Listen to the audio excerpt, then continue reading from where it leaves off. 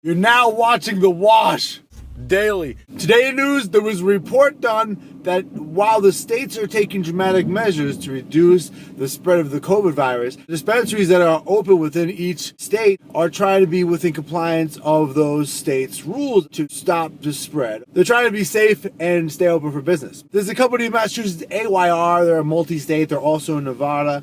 They are reporting they are fully operational and open for business. And many of these medicinal companies here in Massachusetts are because they've been deemed an essential, because cannabis is essential in this crisis. So these companies in Massachusetts are able to stay open. Other states don't have medicinal cannabis and their dispensaries aren't.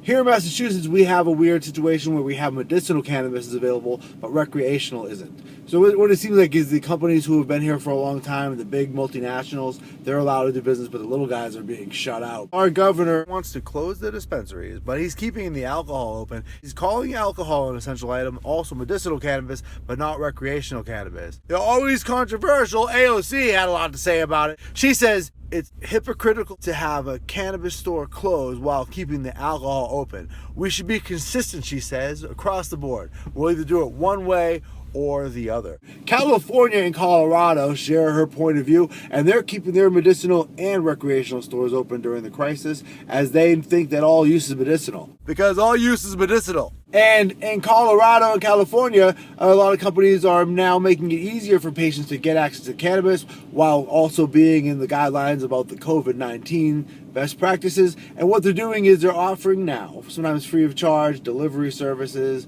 or curbside pickups, reducing the interaction between people who access cannabis. Lots of doctors are now doing telephone appointments, and you can call your doctor right over the phone. And we have a great doctor here, Dr. Uma. I'm a big fan of hers, and she's a big hero in the world of legal cannabis.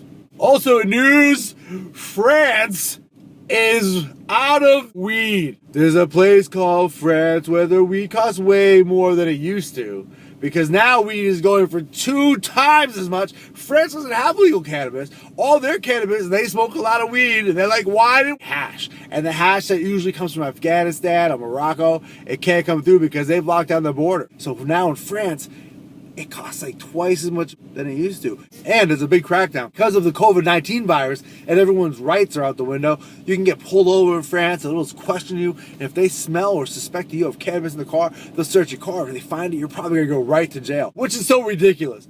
How are they saying cannabis has no medicinal use at this point? How? Epilepsy, glaucoma, anxiety reduction, so many things. So a lot of patients are now realizing that all use is medicinal. Massachusetts is having to get their medicinal card. So if you're looking to get your medicinal card, link below, I would contact Dr. Uma. Thanks for watching The Wash Daily.